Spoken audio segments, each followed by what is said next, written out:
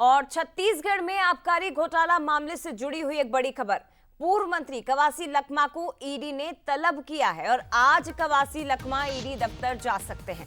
जानकारी आपको दे दें, पूर्व में कवासी लखमा के निवास पर छापा भी पड़ा था, उनके बेटे के यहाँ भी छापा पड़ा था और तलब किया गया था दोनों ही पिता पुत्र को।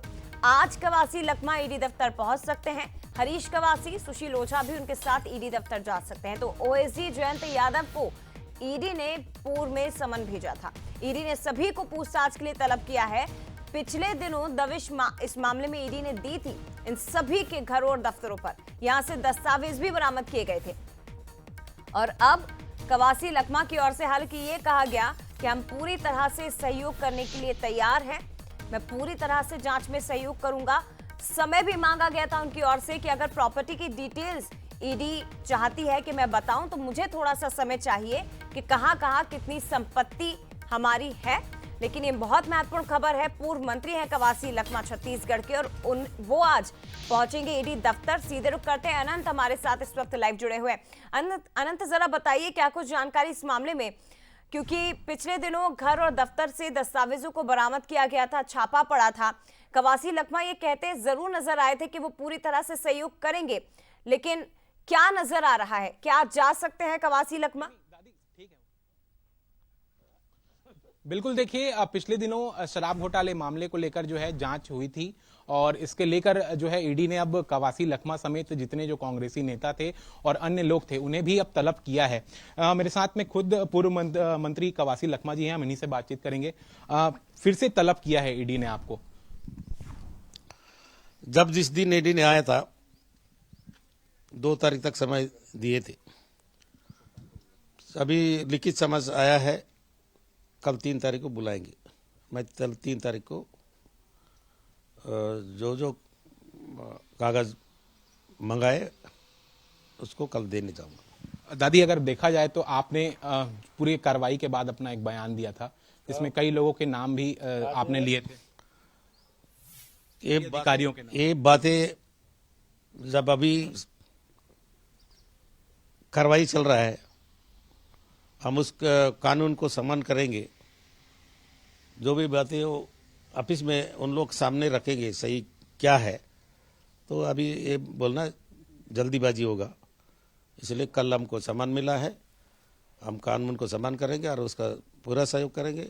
मैं कल जो डॉक्यूमेंट्स उन लोग मांगे उनको देने जाऊंगा। दादी, अगर देखा जाए तो जांच लगातार हो रही थी। देखिए दादी, कवासी लखमा के जो करीबी हैं इनके यहाँ भी छापा पड़ा था, आपको भी जो है कहीं ना कहीं ईडी ने तलब किया है, तो किस तरीके से? हमको तलब नहीं किया है। अच्छा, आप नहीं कुछ भी आपके यहाँ जब ईडी की टीम पहुंची थी कुछ नहीं, तब उस वक्त क्या कार्रवाई की गई थी? उसके बाद जो है कवासी लखमा जी को तो तलब किया गया है। हमारा मोबाइल लेके गए हैं बस, और हमारे यहाँ ना कोई समन्स है।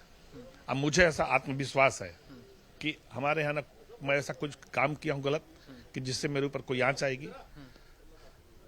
वो स्वतंत्र एजेंसी है भाई, उनका कर्तव्य है, आएंगे जांच पड़ताल तो करेंगे भाई। सबके पूरी कार्रवाई का निराधार है। अब मैं निराधार कैसे बोल सकता हूँ? मैं इसके लिए पूरा थोड़ा हूँ। मैं एक ठेकेदार हूँ, छोटा सा नगर निगम पीडब्ल्यूडी आरएस में छोटे छोटे काम करता हूँ, क्योंकि मैं नक्सलियों के टारगेट में होने के कारण जंगल में जाता नहीं हूँ।